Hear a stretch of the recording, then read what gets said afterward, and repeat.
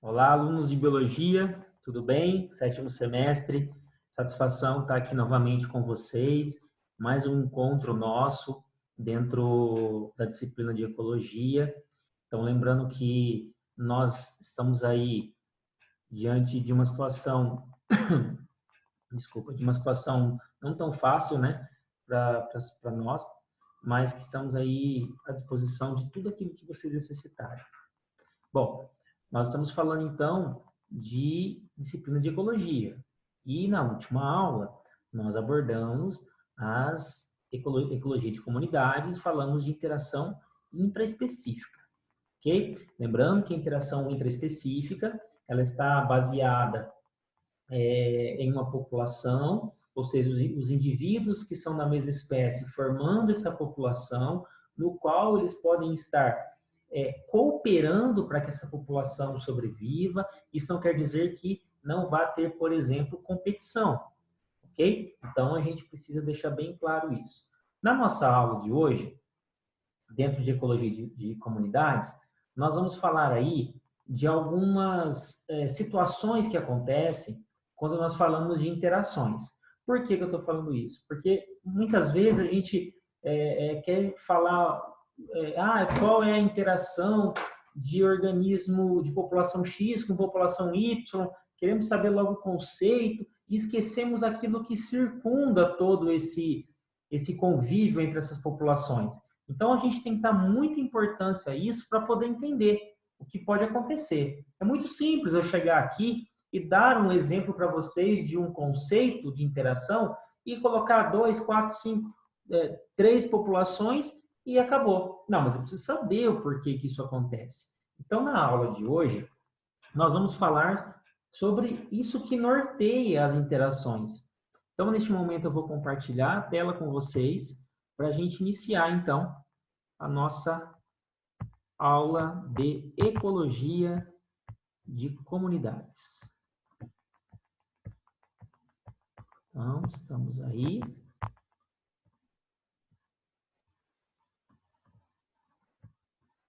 Muito bem, então vamos lá, galera. Aqui nós temos, então, nosso primeiro item. Interações interespecíficas, então, estamos tratando de populações de espécies diferentes. Né? Então, nós temos indivíduos de populações, onde as populações são diferentes, são organismos, então, que não são da mesma espécie, ok? Galera, vamos lá. Mas dentro de uma interação, independente de qual organismo estou mencionando, né, ou qual população estou querendo frisar, mas será que existe uma competição? Ou o que é uma competição? Claro que nós sabemos o que é uma competição. Quando você tem dois atletas, né, que estão competindo, com certeza eles estão disputando alguma coisa. Eles estão disputando a medalha, eles estão disputando um troféu, estão disputando uma posição, uma classificação. Então, a competição a gente aborda desta forma. Dentro da ecologia não é diferente. Então, são organismos que disputam o mesmo recurso. Dentro de recurso, vocês sabem que existem inúmeros recursos. Ok? Então, eu vou citar, por exemplo, dentro da interação intraespecífica, ou seja, na mesma espécie, o que eles podem estar disputando. Então, vamos dizer lá que dentro de uma população de anfíbios, né, de um sapo específico, os machos podem estar disputando pela fêmea para ocorrer o acasalamento. Então, é uma interação intraespecífica. Estamos falando de organismos da mesma espécie que formam uma população. Desculpa. Ou podemos dizer, então, na interação interespecífica. Então, vamos imaginar que nós temos lá uma população de herbívoros, né? E você tem, então, lá os leões e o leopardo disputando, né, aquele recurso, aquele alimento, né? Então, você tem aí dois tipos de competições e de interações diferentes, ok? Bom, o que é, então, a competição interespecífica? Agora a gente já começa a deixar mais específico o que nós estamos querendo. Eu estou falando de competição, mas que tipo de competição? Quando eu falo de interespecífica. Galera, uma interação ela é importante para que eles sobrevivam, mas uma competição interespecífica ela está ele entende como uma interação, olha lá, que afeta adversamente o crescimento e a sobrevivência. Então, peraí, se eu tenho uma competição, né, de populações diferentes, aonde essa competição, essa disputa, ela está sendo adversa, ou seja, está influenciando no crescimento e sobrevivência das populações, isso então eu chamo de competição interespecífica. Eu não estou dizendo que A ou B vai ganhar, né? Eu estou dizendo aqui para vocês e definindo que é uma competição interespecífica. Claro que vai ocorrer aí um sinal de negatividade, de adversidade, como está sendo mencionado aí. E o mais interessante é que essa competição interespecífica, ela pode ser, então, pode estar sendo, né, está ocorrendo entre duas ou mais espécies, ok? Tudo bem? Então, vamos lá. Aqui nós temos duas formas, então, de competição interespecífica. Bom, então vamos deixar bem claro o que é dentro da competição interespecífica, o que nós queremos dizer. Olha lá, competição por interferência. Então, o que acontece aí? Olha lá, duas espécies entram em contato uma com a outra, né? Como na luta ou na defesa de um território. Hoje a gente percebe que não só também na intraespecífica, mas na interespecífica também, espécies diferentes, eles podem então estar expostos àquele habitat, né? Podem se encontrar numa mesma época, se eles têm esse deslocamento, né? E eles acabam disputando então, lutando por aquele território, lutando por aquele alimento, por aquele espaço, né? Como podemos mencionar. Então, aí nós temos duas espécies que entram em contato e acabam, de uma certa forma, disputando, então, competindo por esse local. Então, existe uma interferência, ok? Existe uma competição direta entre eles. E a competição por exploração. Aqui a gente tem algumas coisas importantes. Primeiro, ocorre quando uma espécie explora um recurso em comum com a outra espécie, mas sem contato direto. Olha que interessante isso aqui. Quando eu falo que não tem contato direto, é porque eles estão disputando de forma indiretamente. Então, vamos supor, os gnus, organismos que estão presentes na África, e os impalas, né? Também são organismos herbívoros. Então, eu tenho duas populações que disputam, através do forrageamento, né, a alimentação das pastagens, ou também da água, mas não é diretamente. Eles não vão lutar entre eles para sobreviver, ok? Diretamente. Eles não vão ter aquela luta, não vão se degladiar, tá? Essa é uma diferença bem interessante quanto à competição por interferência. Então, assim, o exemplo, né? Por comida, espaço, né? Ou pela própria presa, mas não de forma direta. Então, aqui eu já coloquei para vocês, ó, essa exploração, então, ela ocorre indiretamente, né? Então, pode determinar uma vantagem competitiva de uma espécie sobre a outra, é óbvio, né? Claro que numa competição, algum deles vai sobressair. Isso pode acontecer tanto numa competição por interferência ou por exploração. Isso é uma coisa que a gente tem que deixar como certo, tá bom? Beleza? Então vamos continuar, porque agora a gente vai ter um outro propósito, nós vamos exemplificar, tá bom?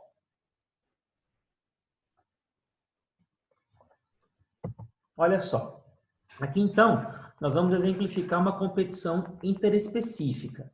Quero que vocês fiquem bem atentos para a gente poder esclarecer então tudo isso que vai ser exposto para vocês. Então aqui é um estudo de Connell, em 1961, um estudo muito interessante, porque esse estudo ele aconteceu em um ambiente que eu lembro que vocês, quando fizeram uma viagem lá para Guaraqueçaba, vocês reconheceram o local, que é o Costão Rochoso. Então, quando a gente faz essa viagem para lá, e vocês fizeram, é um dos ambientes lá que nós temos costumes de levar os alunos para um reconhecimento e um entendimento também deste local que é tão importante dentro de um processo de colonização, de expansão de população e também uma forma de manter ali o equilíbrio entre as populações. Então, olha que interessante. Aqui nós temos dois tipos de espécies de cracas, tá? Então, aqui a craca Stamalus, né, chamado de Stamalus stellatus, que em relação ao seu tamanho, ao seu porte, ele é menor, e nós temos o Balanus glandula, que é um tipo de cracas, né, com tamanho maior. Então, o que nós conseguimos presenciar aqui? Que nós temos aqui, ó, de acordo com o cursor, eu tenho um costão rochoso, aqui eu tenho um ambiente, né, de água, aonde ela em contato com a rocha, eu consigo perceber, né, os locais que são chamados de níveis de maré. Esses tipos de organismos, eles têm o hábito de viver entre marés. O que é entre marés? Nós sabemos que a água do oceano, ela tende a ter uma dinâmica, né, em relação à gravidade e, consequentemente, à influência também da Lua. Quando a gente chama uma maré baixa média de cisígia, né, como vocês estão vendo aqui, eu me refiro, né, aqui tem a média, né, a baixa média e aqui a alta média. Essas duas de cisígia, como eles são mencionados, é quando eu falo da interferência da Lua nova ou a Lua cheia. Quando eu falo de maré alta média, quadratura, ou maré baixa média de quadratura, então quadratura quer dizer quando a Lua ela está na fase minguante ou fase crescente, onde a interferência dela torna-se menor quanto essa questão da posição da água em relação ao costão rochoso, tá bom? Bom, então a gente percebe o que aqui? Que esse estudo, né, que foi feito então por Cônio, ele percebeu que essas cracas aqui, a Chitamalus, ela tinha ele tem assim uma forma de habitar mais em regiões mais distantes, né, em relação à maré. E os balanos, eles já precisam do contato maior com água. Então, na fase adulto, como vocês estão vendo aqui, a distribuição dos que são aí menores, eles ficam mais distante, um pouco mais distante do nível da água, né, nível do mar, enquanto os balanos não, ficam mais imersos aqui na água. Bom, mas aí, quando eles estão na fase larval, a gente percebe que a distribuição deles é tanto entre maré alta quanto maré média aqui, né, onde vocês estão vendo, ó, né, maré média e maré alta. Só que acontece, eles acabam tornando-se vulneráveis a toda a dinâmica desse ecossistema. Por exemplo, esses organismos que nós chamamos de Chitamalus, que são os menores, eles, quando habitam numa região próxima à maré média, eles são mais vulneráveis aos predadores. Então, pelo seu tamanho, eles se tornam mais atraentes, ou seja, eles possuem uma atração, uma maior quantidade de predadores. Por isso que eles acabam tendo maior sucesso numa região de maré alta.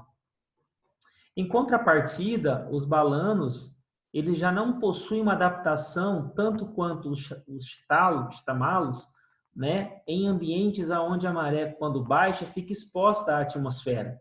Por quê? Porque os efeitos da dessecação, né, a gente vê que é maior aqui, ó, interfere maior os balanos. Por isso que a distribuição dele em relação à maré alta é menor. E aqui a gente percebe os biológicos, né, a questão de competição e predação, ó, a gente percebe que quanto mais próximo à água, maior é a quantidade de competição, desculpa, de competição e predação.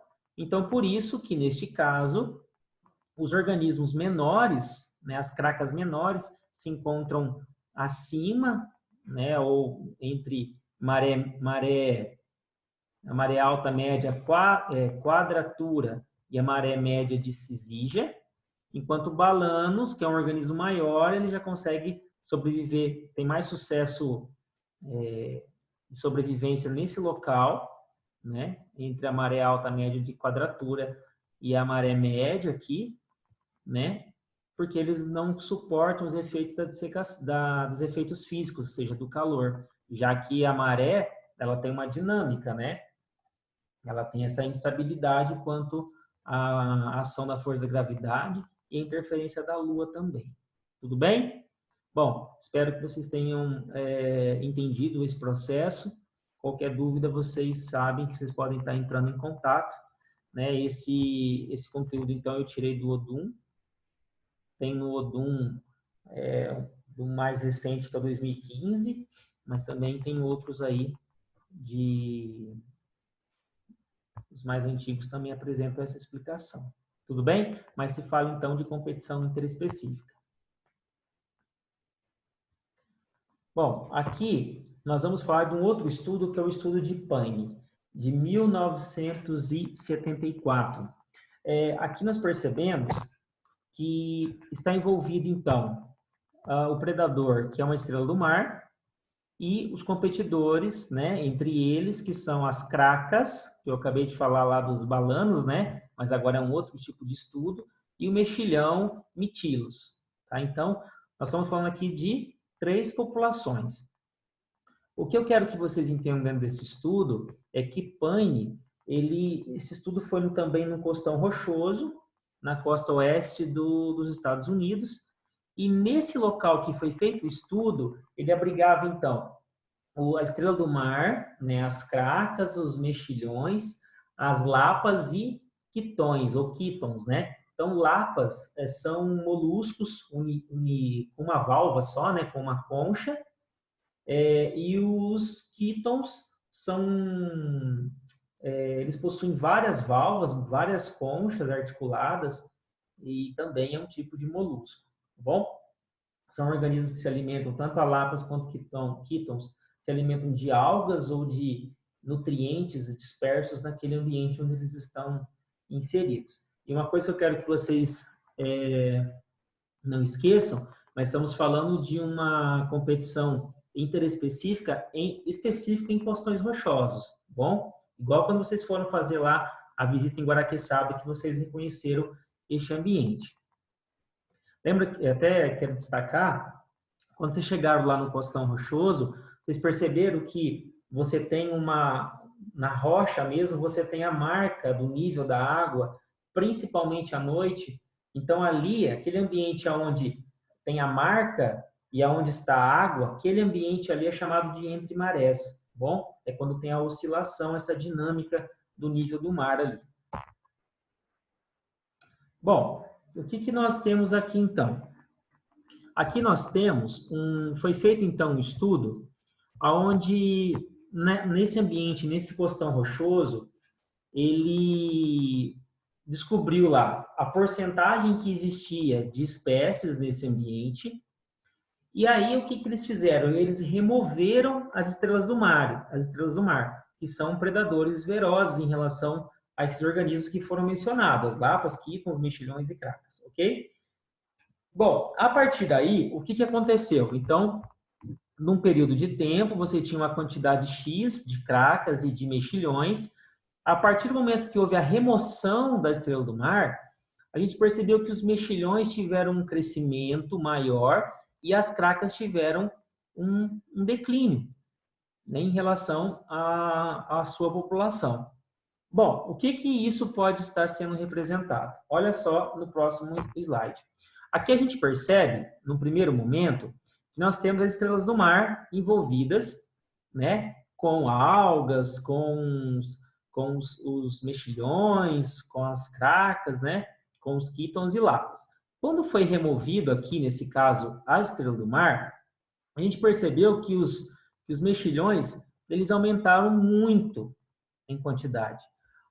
Isso não quer dizer, até que nós vimos no slide anterior, que as cracas tinham desaparecido por completo, como vocês estão vendo aqui. Houve um declínio, né? Mas o que aconteceu? Nesse estudo, eles perceberam que existiam 15 espécies diferentes. E dessas 15, caíram para 8 espécies. Então, a gente percebeu que a estrela do mar, ela controlava, então, o número de mexilhões e permitia com que mexilhões e cracas tivessem uma competição mais justa pelos organismos que ali estavam presentes. Então, com a retirada da estrela do mar, o mexilhão, né, disputou, de certa forma, que eu digo indiretamente, pelos outros organismos. Né? Quem são eles? Pelas lapas e pelos quítons. Isso permitiu com que faltasse alimento, então, para as cracas, que é o organismo evidente aqui. Com isso, as cracas diminuíram a quantidade de oferta de alimento, e isso pôde ver que os mexilhões tiveram um sucesso maior. Então, nesse caso, a gente percebe que existe uma dinâmica biológica quanto à diversidade. Caiu o número de diversidade, era 15, caiu para 8. Então, isso tem uma significância muito grande quando você interfere, então, né, em um dos organismos que fazem parte desse nível trófico destacado nesse momento. Ok? Bom, nesse slide que nós vamos agora comentar, está falando sobre efeito da competição sobre a distribuição de habitats. Então, olha só. Aqui a gente está percebendo 3 curvas. Essas curvas, elas possuem uma amplitude, né? Isso significa amplitude do habitat. Ok? Observe, então, que a amplitude aqui, nós temos a mesma amplitude, ou seja, aquilo que as espécies podem tolerar em relação ao ambiente. Nesses ambientes que a gente percebe aqui, existe o que nós destacamos como ótima e como as marginais. Então, a ótima, a gente percebe que a amplitude ela vai ser maior, né? Porque é aquilo que favorece favorece em mais destaque para a espécie. Aquilo que não favorece muito vai estar localizado nessa região aqui, ó, que nós chamamos de marginal, tá bom? Outra coisa importante também, quando a competição aqui intraespecífica, que é o que nós estamos vendo aqui abaixo, ó, domina, quando ela tem um domínio, né, podemos dizer intraespecífico, nós estamos falando de populações, de uma população, né, de indivíduos da mesma espécie. Elas conseguem, quando elas dominam então nesse ambiente, elas conseguem se espalhar e ocupar áreas menos favoráveis. Então, ela tem um favorecimento maior quanto à amplitude daquele ambiente. Então, ela possui, além daquilo que o ambiente oferece de melhor, né, de ótimo, ela consegue também abranger, explorar outros ambientes que nós consideramos como marginais. Então, ela pode ver que ela preenche mais, né, as regiões, não só ótimas, mas também as menos favoráveis, que nós chamamos de marginais.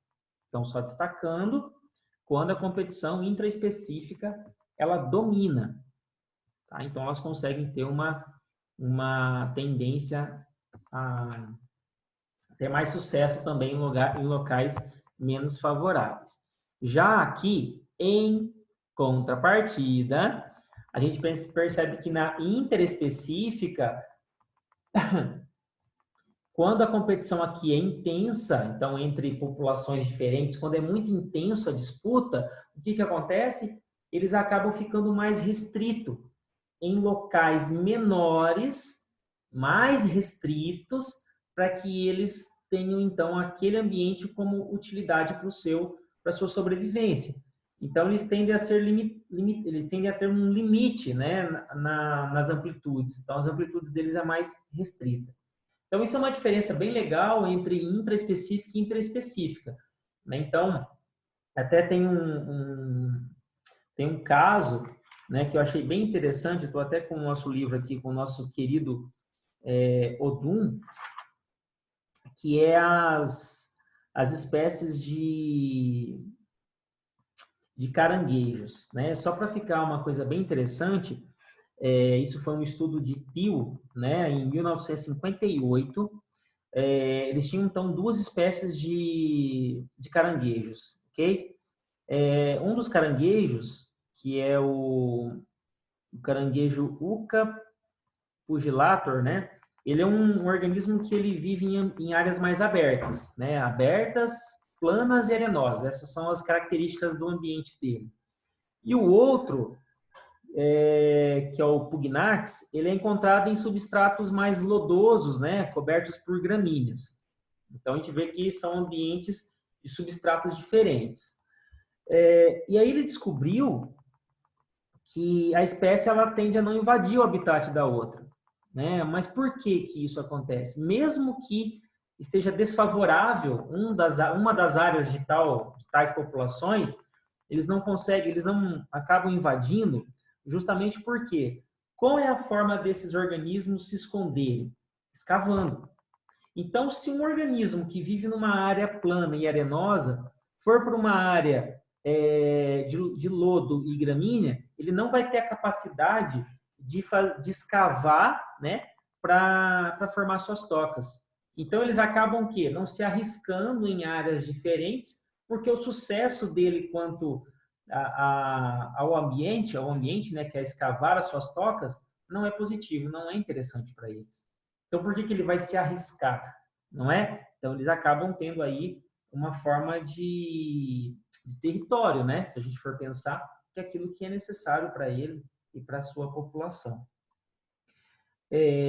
Então, quer dizer que isso já não há uma competição entre eles, né? Já é uma ausência de competição, então, ativa. Então, claro que também não quero dizer que lá no passado não possa ter ocorrido uma competição entre a espécie, né, mais antiga. Então, isso pode também ter ao tempo provocado um isolamento, né, e esse comportamento distinto entre cada um na sua área para formar a sua toca, né, o seu local de refúgio. Tá bom? Bom, pessoal, esta aula ela se encerra neste slide, então. Vou deixar disponível mais uma vez a nossa aula na plataforma Moodle. Vocês podem acessar lá o link. E também vou deixar uma atividade abordando todo esse assunto que nós discutimos, ok? Bom, espero que vocês, então, tenham gostado, que vocês tenham entendido, que eu possa aqui ter ajudado vocês, intermediando o assunto, né, desse grande livro aqui, que é o livro do Odum. Esse aqui ele é mais novo, né? Uma edição mais nova. Mas também não podemos deixar de mencionar do Odum, aquele com a capinha verdinha, né? Que é bem tradicional. E aí vocês acabam exercitando através da atividade lá também, beleza? Então, um ótimo final de dia. E vocês sabem que vocês podem contar comigo. Vou estar disponível tanto no WhatsApp quanto na plataforma também hoje na nossa aula. Não esqueçam, às 19 horas. Tá bom? Até logo para vocês. Tudo de bom. Saudade de vocês. Um grande abraço.